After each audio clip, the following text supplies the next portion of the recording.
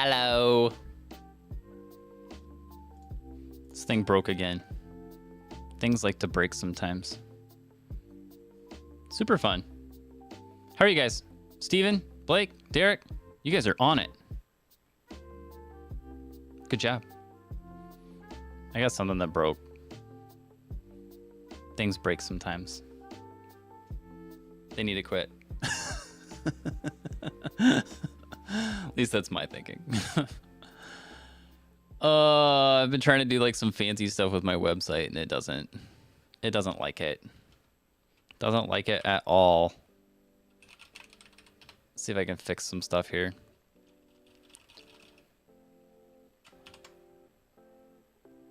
And then we'll get started. You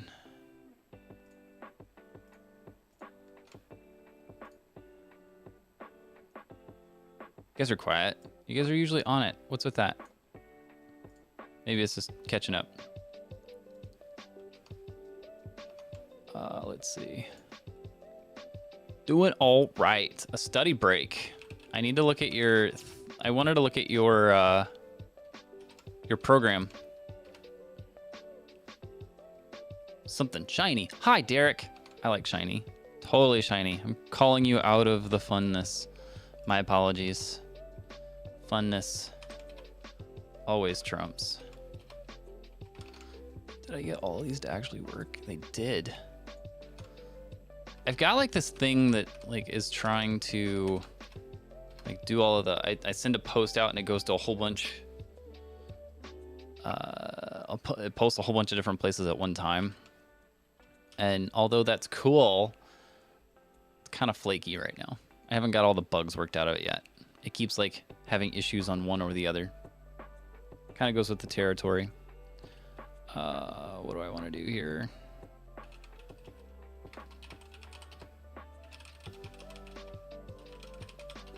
Guess I can do this while we're at it.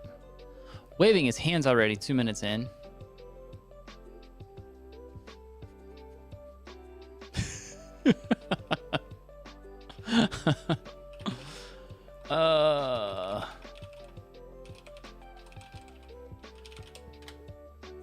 All right, that ought to do it. Double check it once it goes up. Cool, cool, cool. Oh, happening before the camera was turned on. I should do that. Just sit here and like be going like this before it ever actually kicks in. That's always way more fun.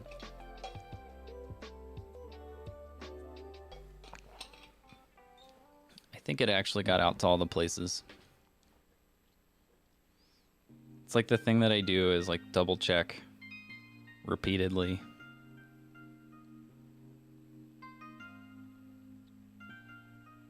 Oh, it didn't do...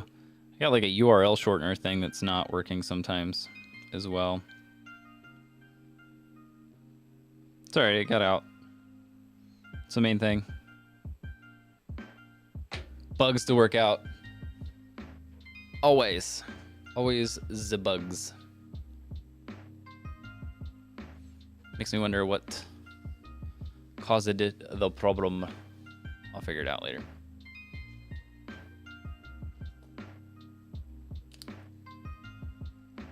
Gonna write it down though.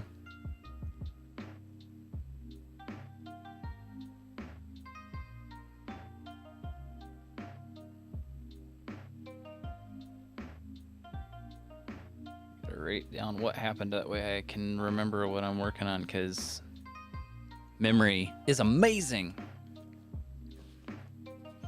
As long as it works. Bought a new chainsaw recently, as in late last week. I was borrowing my father-in-law's, and I didn't want to use my father-in-law's, like, I don't want to call it cheap. It was a Craftsman, but it was a smaller chainsaw, and I'm about to start cutting up really, really big trees that are already laying down, and it would probably break his. So I opted to go purchase my own. Yes. That way I didn't completely destroy his. That's what I did. Super fun. Chainsaws are... Every time I talk to somebody about it, they're usually like, yeah, you probably need that. Why do you own that? Just write a check and let somebody else take care of it. Factorio. What is Factorio? Factorio videos? I don't know what that is. A time black hole. You guys, why? Why must you be like this? Video game? Okay, that's all I need to know. Video games. I'll do chainsaw stuff over video games. That I'll do. Like every time. It's an easy one for me. Where am I at here?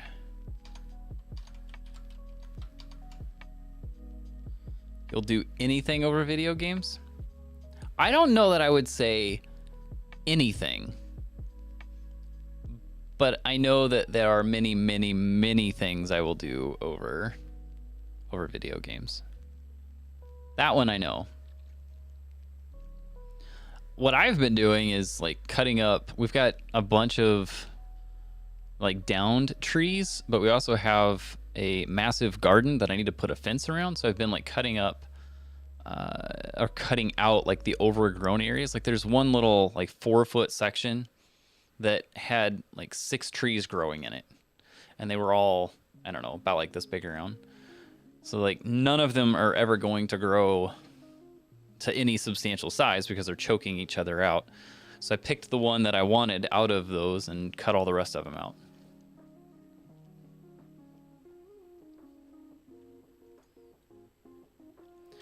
The video game thing, I have never, I shouldn't say never, I have not gotten into for a very long time. There was a time when I played video games kind of for fun, did like the whole Wii bowling thing, but it's been a long time. Long, I was in high school, so it's been a while now since I did all that. Okay, get this out of the way. I gotta do the expansion thing, because was it Steven that told me it was too small last time?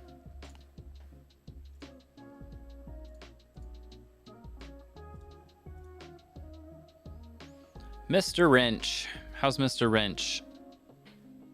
We haven't seen you in the chat in a while, Mr. Wrench.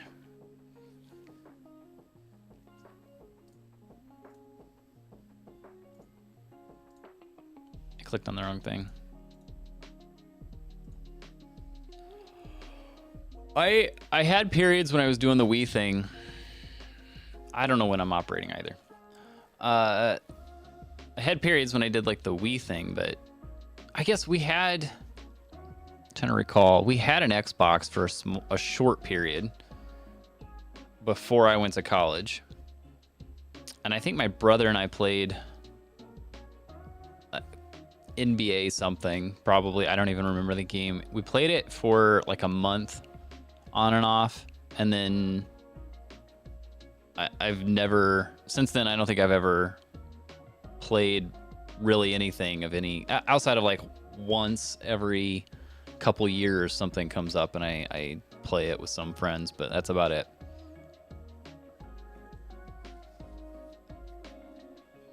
Hades? What is Hades? Like teaching programming? I know that like Apple tried to do that with the Swift thing. Like they had the Swift playground where you could learn how to code with a game of sorts. But I would imagine you're talking about something bigger than that.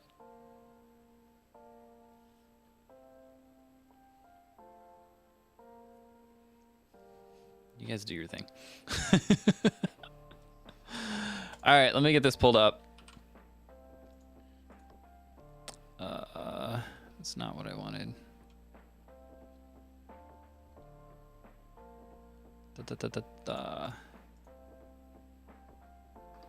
Accidentally created a wrong file.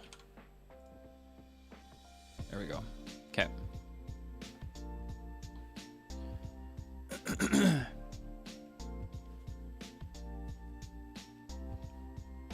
Oh. So what we got here is big tech. We kind of got into this a little bit last time, but well, we got into it a lot last time, but then realized that this is a much, much, much bigger topic than we originally planned. But here we are. Josh, you can tell me if my notes are done wrong.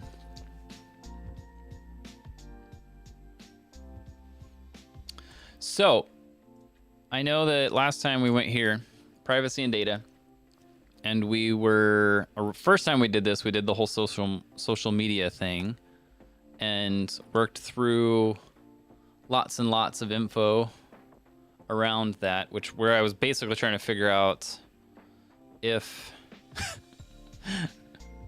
as long as they work and they don't have the wrong stuff in them. We were trying to work out, like, can you own your own social media data? And I'm kind of in the middle of an experiment with how to do that right now.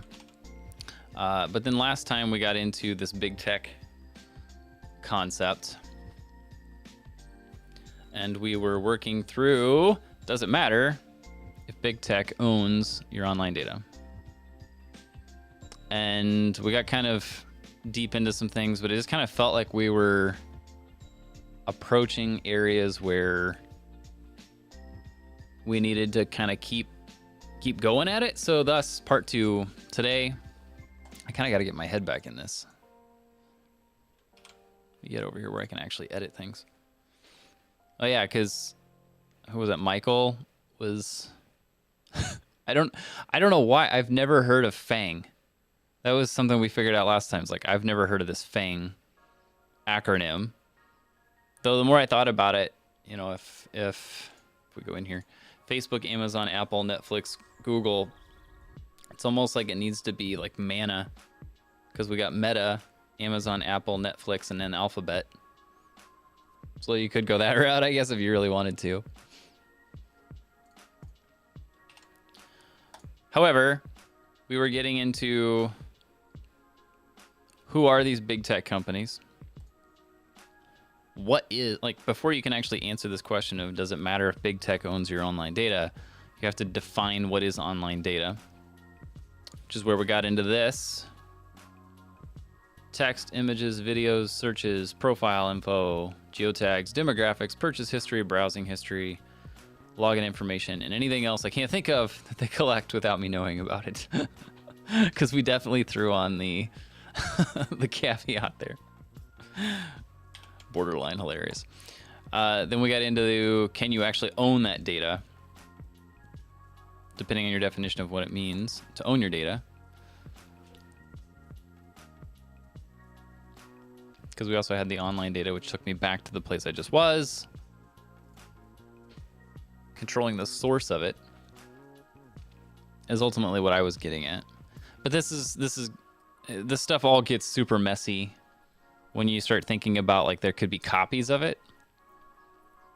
Like, for example, let's what do I want to do? Let me pull up this. So you probably haven't seen this because I haven't really publicized this at all. I suppose I'm doing that now. Delete the data is usually the biggest issue, yes. Because you usually can't. That's the tricky part with it. This is something I've been kind of playing around with and dinking around with, is creating these posts on my website and then letting them syndicate and go elsewhere. So, for example, like, this is on Tumblr, Mastodon, and Twitter. This exact same note, as it's called. You can see the specifics for it. Like, this is just that one. But this is essentially my social media posting process, is posting things here and letting them go elsewhere from here. That's what I'm referring to here whenever I say controlling the source. The problem is that's not actually what I'm doing. because I'm not controlling the source. I'm just creating my own version of the source. Because if I were to update that, like obviously there's no edit button on Twitter. I can't do that. You can do the create and read part. That's easy. Updating it? No. Deleting it? I mean, you can delete a tweet, but you're not deleting it from their server. You're just deleting the visibility of it. Like I could delete it from my site, but it doesn't delete it there. So like this isn't a clean two-way street. Owning your data, owning your social media data. Yeah, you can delete on Twitter, but you can't delete from their server. Well, in theory. I shouldn't say in theory. In theory, you can. In reality, I'm not sure it actually happens. Like, does that actually happen or not? I'm not sure. Nobody really knows. Anyway, owning your data, that's what I'm referring to there, is the concept of being able to own the source, but knowing that you may or may not be able to do that in actual. Yeah, Wayback Machine, or, you know, like archive.org does try to hold on to things. It seems like once you get into derivative stuff like tweets and stuff, some like level of change there means it doesn't show up. So I mean, it would have to catch it pretty quick in some cases, because if you like post it and then delete it right away, it's not going to catch that. At least in my experience, it doesn't. So regardless, big tech does own a large amount of your data, whether you like it or not. And they use that data for improving their platforms, deciding what products or posts to share, which goes back to algorithmic infinity feeds, which is what I'm getting at, you know, whenever I say like when they decide what to share with you, what is visible to you. That's when we're talking about the infinity feeds. Like when you're on those feeds, they're choosing what to show you, not necessarily the latest of everything, which I don't know. Did Instagram change that? They had gotten to where they had I gotta get this out behind the bar. They had it to where it is all algorithmic. But at one point I'd heard that if you tapped their icon, you could switch it to latest, like force it to go to the what's it called? Chronological. Man, I could not get that word to come into my head. But we got there. So yes, I am not seeing a way to do that on the Instagram right now. I know on Twitter you can, especially if you use something like Tweetbot. So that one I know you can do some stuff like that. But when you have an algorithmic feed and they're dictating what you're able to see, that's part of what they're using that data to do. They use it for selling ads because obviously they slip those in.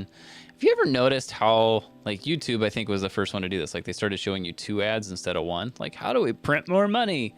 Let's run 2 ads instead of 1. I feel like that needs to be a note. Just cause. What would that even be? Ad-driven revenue?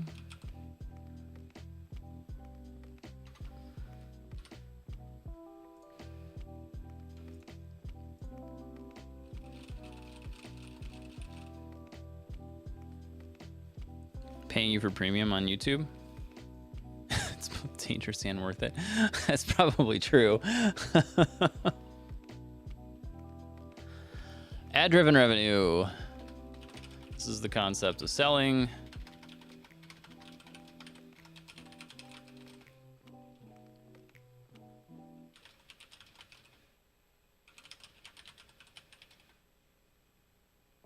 Concept of selling ads as part of your platform to generate an income.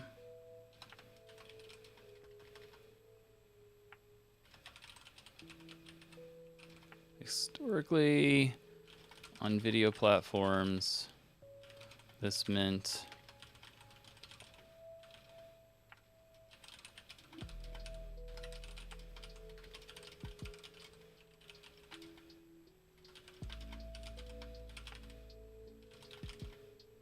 historically on video platforms, this meant showing a single ad before the video plays and a few within the content. But many, here we go. Big tech companies are starting to do 2 at a time. Not really sure what I'm doing with this note, but we'll put it in there anyway. YouTube streaming, meaning like what I'm doing, or the streaming of like videos and such, like movies. Because I know that like Twitch screws this up really bad. Like you can get stuck with ads in the middle of a stream, like what I'm doing now, and it will just pop up and play an ad, but it like obviously it doesn't pause me. I don't think it does, because I think it might be able to have them at the beginning, but not midstream. It doesn't do that. That one I know. Twitch will, but YouTube doesn't. Which is partly why I think I'm, you know, obviously if I was a gamer, Twitch is the place to be, but I'm not. So I kind of just avoid it now. I know we did a lot of things there, but yeah, I know you know it, but I know there's a lot of people who do really well on Twitch, but you got to be live to do that. You're glad we switched? Yeah, I know the ads come in replays, but not during the actual stream.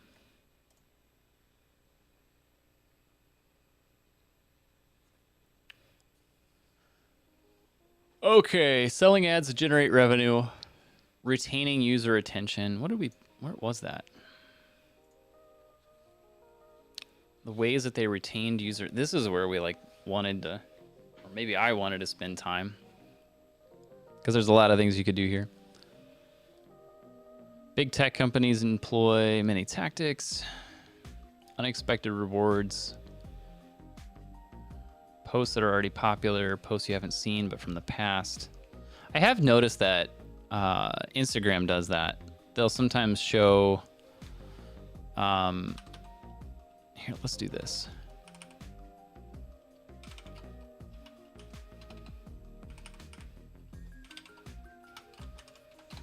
Instagram will sometimes show me posts from like a couple days ago that I haven't seen.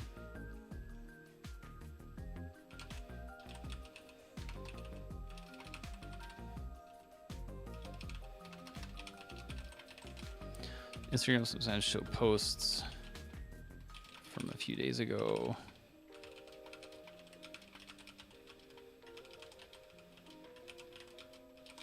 If they haven't been seen by the user.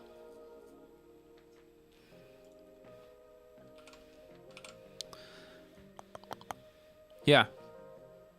Again, this is kind of the process, I guess, just adding things as I see it making sense. I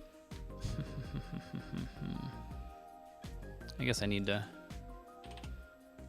do that. When my next stream is a week from today, 1:30 p.m. Same time, same day of the week. Wednesday at 1:30. That's the goal every week. Keep it consistent as best I can. Cool. Every time I see cool spelled like that, I think of Kermit the Frog. I don't know why. Maybe because of the K? K-E? I don't know. I don't know why that is.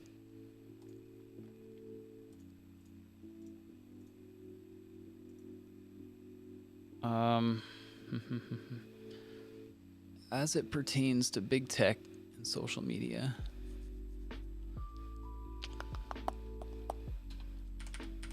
Part of me feels like these need to be spelled out more.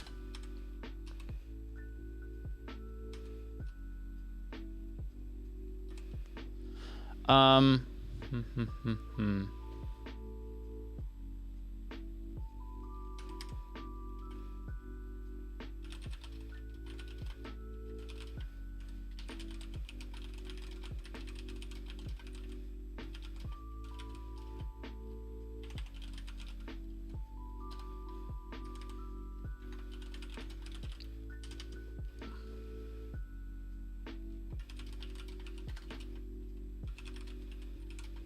Big Tech talks a lot about privacy and the ability to delete your online data, but they regularly have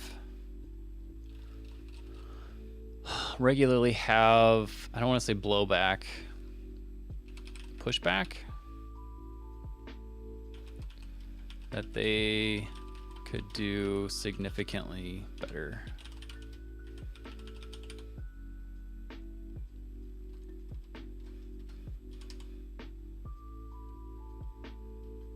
Social media companies sometimes qualify as a big tech company.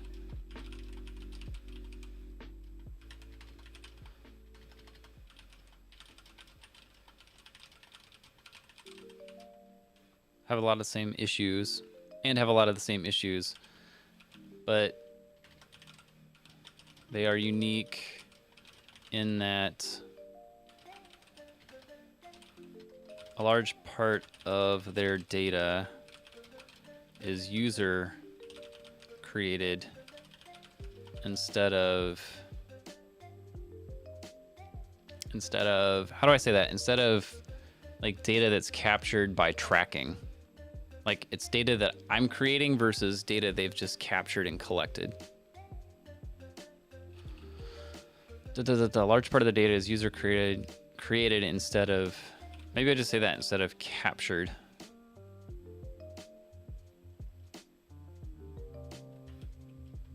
Captured by user interactions.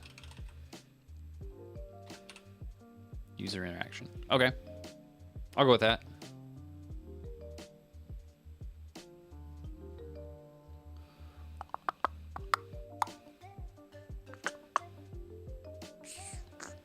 This is unrelated. I have, what was the thing? I was debating trying to figure out how to, what was it? It was like a quarterly note that I was playing with. This. Did I actually make one? Yeah. I was trying to figure out ways to have like these tasks automatically show up on a given week in here. But I wanted to use like Templar to auto create that, and then I could use like data view to pull it in maybe.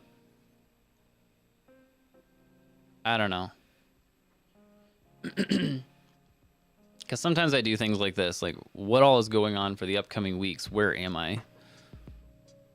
Problem is I'm already behind. Like I should be wrapping up the garden fence right now by Sunday. And I don't think that's going to happen because I got 2 posts in the ground. Anyway, getting distracted. Don't do that. Sometimes I move fast like that. My apologies.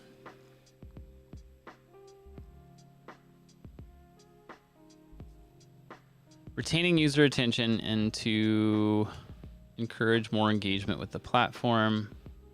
Does it matter if big tech owns your online data? May or may not matter. Regardless, they own a lot. But what are the ramifications of them owning it?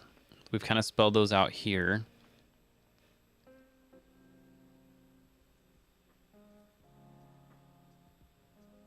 So does it matter? Are we to the point where we can actually answer that question yet? And I'm not even sure how to come at trying to answer it quite yet.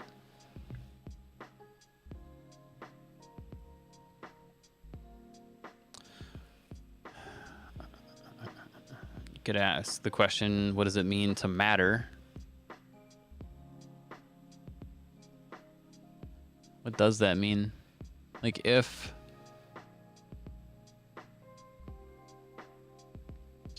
I'm trying to think of like some of the anecdotes or analogies that people use when they talk about privacy. And there's like an element of, well, I can't even think of them, but like if you bought a newspaper, the newspaper boy knows your name. What does it matter?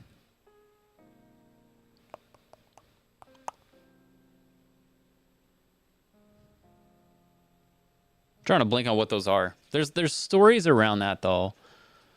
Because like I've had folks tell me, I was like, who cares if they're tracking that? But the main thing is like if they're tracking all of the information, it helps them build a platform that is addicting. So like everything ends up being like second and third order consequences.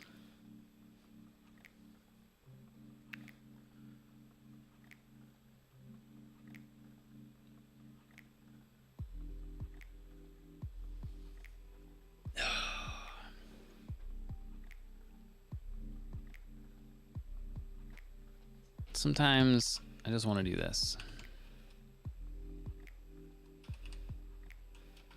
Why care about data privacy?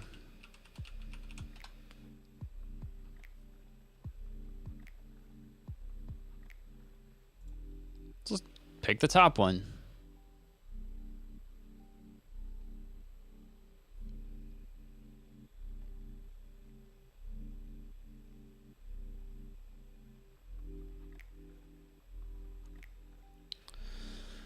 Okay, it's the law. Well, we're not gonna go after that. Helps maintain your reputation, guarantees customers, blah, blah, blah, blah, blah. There's a whole bunch of baloney. Why is that number one? Trend micro.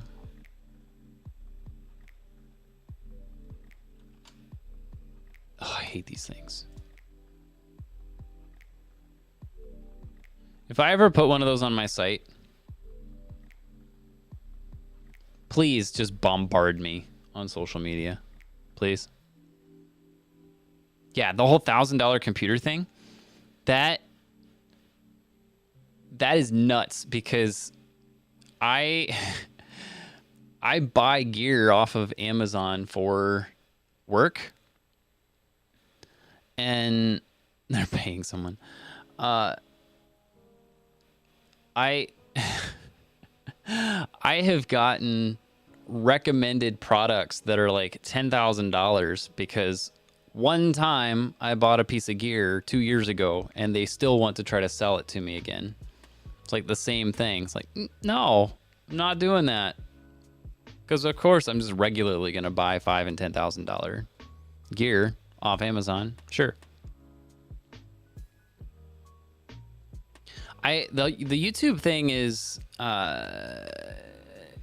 you know, the ad thing on YouTube is interesting because I just got into a conversation with a family member about how the ads that I see on YouTube are different than the ads that they see on YouTube, because in their head, like someone was paying to put a specific ad on a specific creator's channel. We were specifically talking about Mark Rober and his video on the scam call centers that he put out. And he thought it was probably extremely expensive to get an ad on Mark Rober's video. And it's like, well, it would be expensive to sponsor one of his videos so that he talks about it. But getting an ad to play on there, really not that expensive. It's just in mass. So, and they're always algorithm based. So anyway, that blew his mind. Let's see. Why is data privacy important? When data that should be kept private gets in the wrong hands, bad things can happen. What's to say that the data should be kept private? I mean, obviously, like social security numbers and stuff. Yeah, Mark Rober's videos are intense. That's why he only puts out one every so often. Yeah, like data privacy, I get like it's a big deal when it's like banks and kids' information and stuff. But I mean just like the petty stuff. You know what I mean? Like, who cares if they have the tracking data on what I do on Instagram? You know what I mean?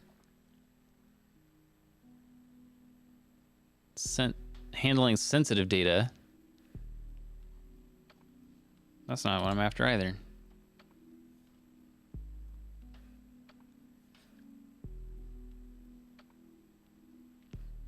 Let's see. Breaching privacy. No. Yeah, that's lame.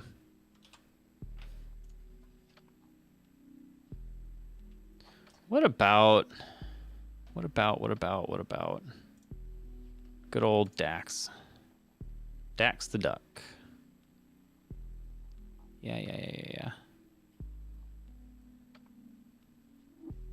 What is this?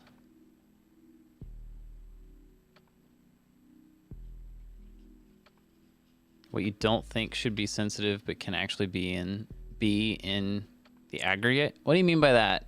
Like something that in small mode isn't sensitive, but when you have a whole bunch of it, it becomes sensitive?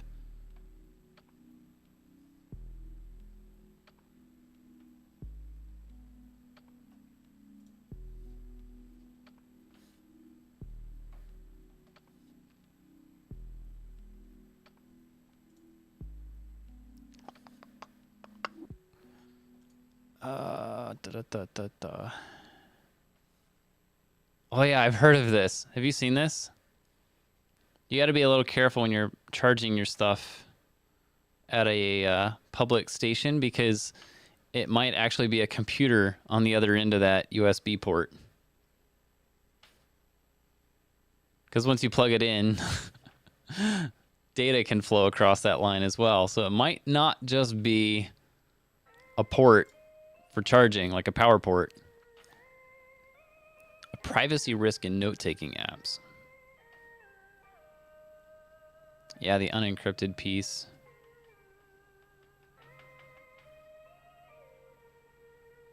A lot of people didn't know that was a thing.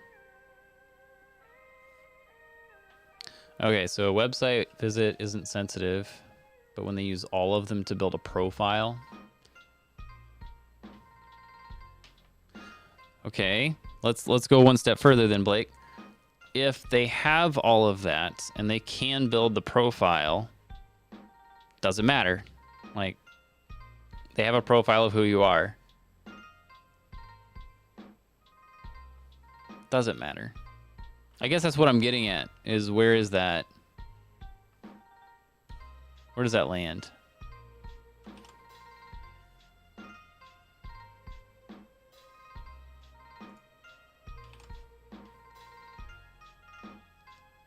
Wait, I was already there.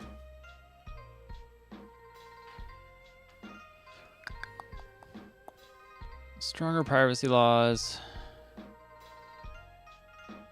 Yeah, this always amazed me that people don't know that WhatsApp is owned by Facebook. Or Instagram and Facebook. Even though like you have to use Facebook in order to run like Instagram business stuff. Like you have to have those two connected. It's required.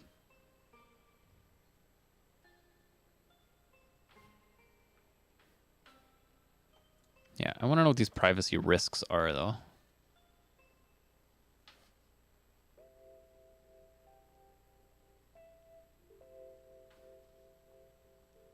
That's always the problem with stuff like this, is trying to identify what the issue is sometimes a bit of a challenge because a lot of assumptions are made. Like the assumption here is made this, yeah, you should be worried about them owning your data. Why? And like I say that knowing that I agree with it.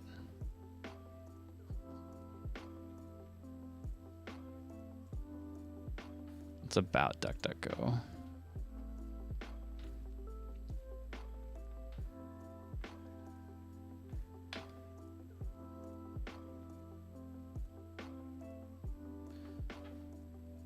Aha, here. Maybe we're going to get somewhere now. Privacy isn't about hiding information. It's about protecting information. Do you close the door when you go to the bathroom? Would you give your bank account information to anyone? Would you put your email address up on a screen? Do you want all your search and browsing history made public?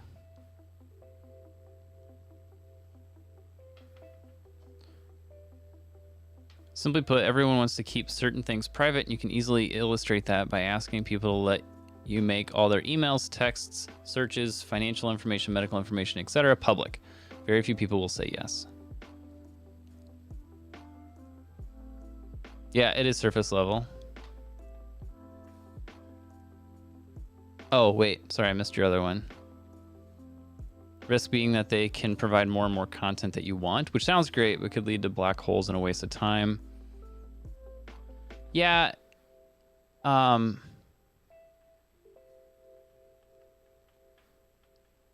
then you could easily argue, like, well, then it's more about me controlling what I'm doing as opposed to blaming it on them for me being addicted to it. Privacy is a fundamental right, and you don't need to prove the necessity of fundamental rights to anyone. I suppose that's a fair argument. But I do want to prove the necessity of it. I get that I may not need to, but what if I do? Lack of privacy creates significant harms that everyone wants to avoid. Okay. You need privacy to avoid unfortunately common threats like identity theft.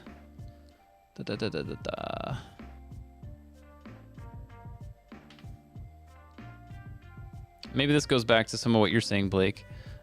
What many people don't realize is that several small pieces of your personal data can be put together to reveal much more about you than you would think is possible. According to MIT researchers, just 4 fairly vague pieces of information, dates and locations of 4 purchases, are enough to identify 90% of the people in a data set recording 3 months of credit card transactions by 1.1 million users. Wow. 4 purchases, dates and locations. Interesting.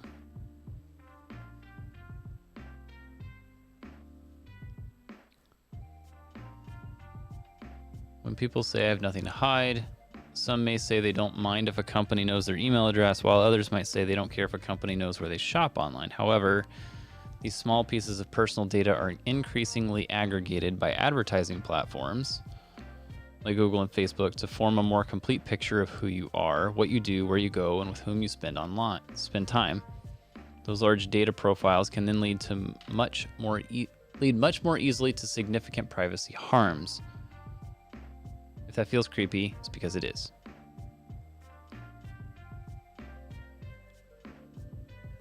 So that would mean that when all of the data can be put together to create the profile of who you are. So maybe you're on the right track there, Blake.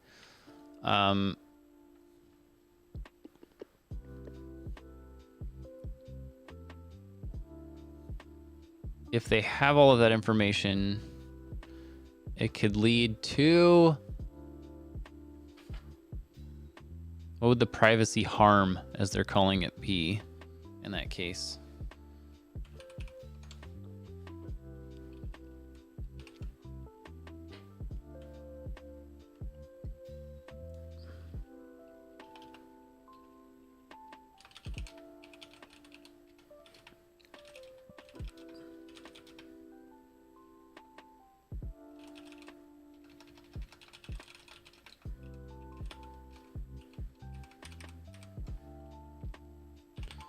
I want to make this into something, the nothing to hide argument. But I'm going to drop that in there. Because I kind of want to just collect some things. Oh, Mr. Robot will make you question things. I've watched a large amount of that. I wonder if I could get somewhere with this.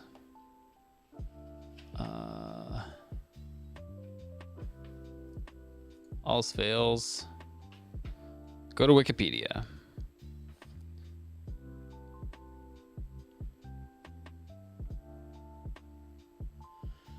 The nothing to hide argument states that individuals have no reason to fear or oppose surveillance programs unless they are afraid it will uncover their own illicit activities. An individual using this argument may claim that an average person should not worry about government surveillance as they would have, quote unquote, nothing to hide.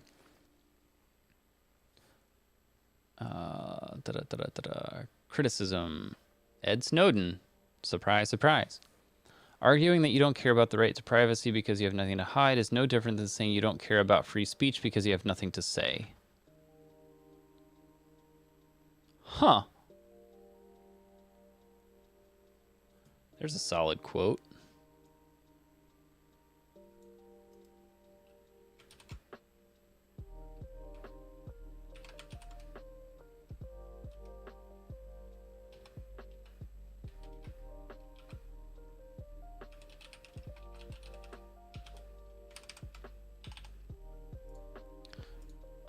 Let's see. Actually, what I want to do.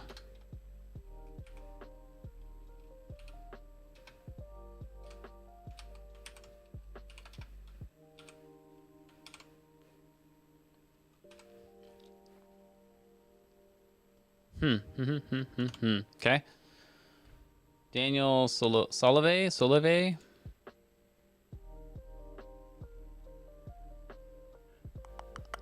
When engaged directly, the nothing to hide argument can ensnare, for it forces the debate to focus on its narrow understanding of privacy, but when confronted with the plurality of privacy problems, blah, blah, blah, blah, blah. I don't even follow that.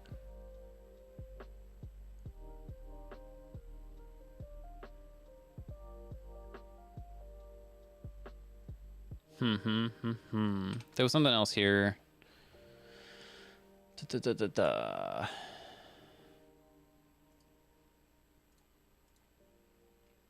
Couple more here.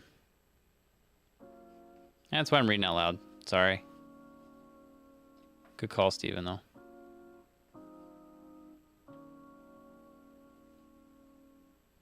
Sounds like a program. It's about trust. Yeah, it's a program. I have nothing to hide, so why should I care about privacy? Here you go. Let me know if that helps. Now I gotta sit back. If you have nothing to hide, you have nothing to fear, right?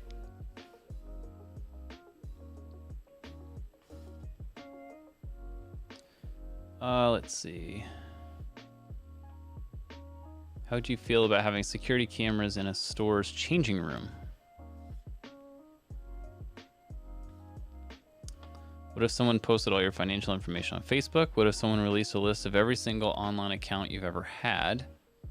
The more you know about someone, the better you can manipulate and control them, and that generally doesn't tend to be in the best interests of the target.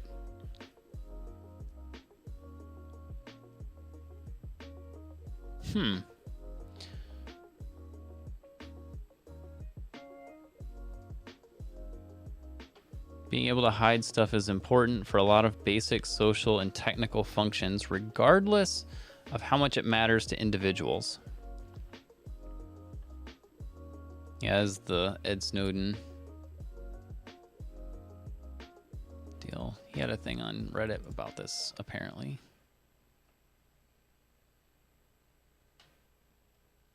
Go away.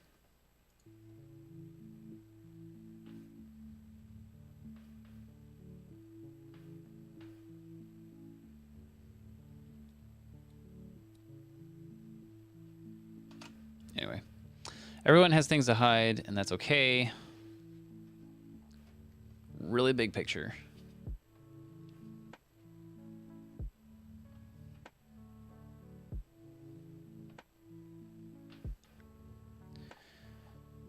So I guess some of what I'm like processing some of this, some of what whenever people know stuff about you and they haven't talked to you about it, it just seems weird. Like it breaks social norms.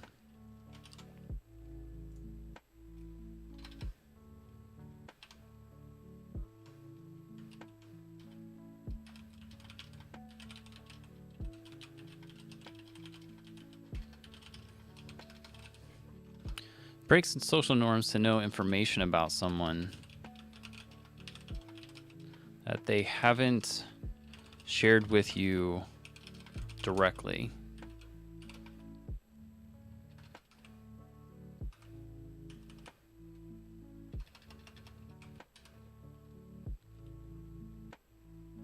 It breaks social norms to know information about someone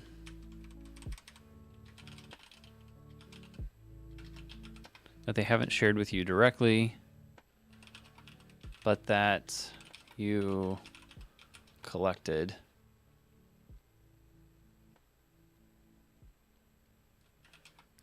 by viewing their online profiles.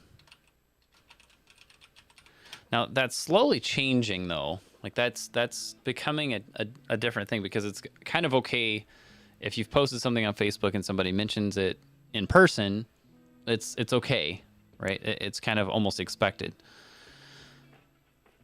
But it is weird.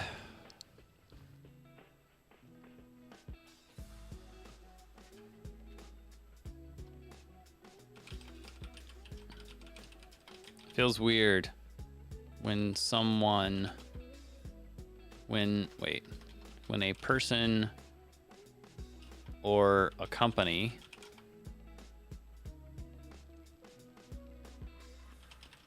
knows things that you haven't talked about publicly. So I know it feels weird, okay? That doesn't mean there's actually any harm per se,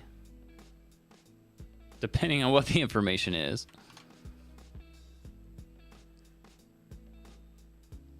Information is power.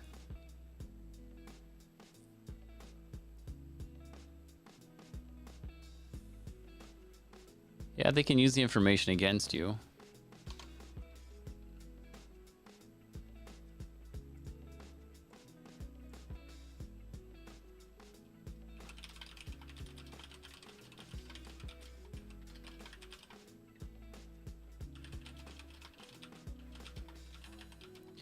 You may have nothing to hide, but allowing someone else to know detailed private information about you gives them the knowledge,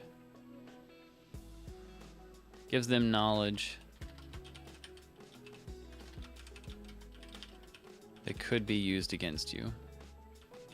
That seems like a fairly substantial thing. Yeah, Target. They were figuring out, based on like certain purchases, if someone was pregnant or soon to be pregnant. They were able to calculate some of that, and they sent, this is where some of this stuff first started. They sent tailored ads in the mailings, targeted mailings to their customers, depending on their buying habits. So they started calculating all of this, and they didn't know much about the demographics of some of these people other than an address and the purchase history. And they sent a targeted ad that was like all baby stuff and pregnancy, maternity stuff to a 16-year-old girl. That's the story I think you're talking about, Blake. And Dad blew up, and I don't know if he went to like a Target office or the local store or what it was, but he went and made a big fuss about it, and they were very apologetic. But it turned out that his daughter was pregnant. Yeah, I think he went to the store. He went somewhere and made a big deal out of it. Yes, I had to go apologize. Absolutely, because she finally confessed that it was true.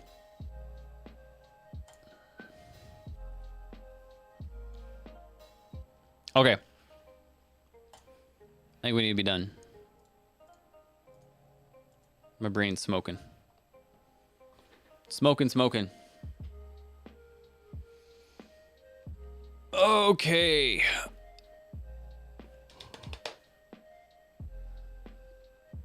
We're getting somewhere with this.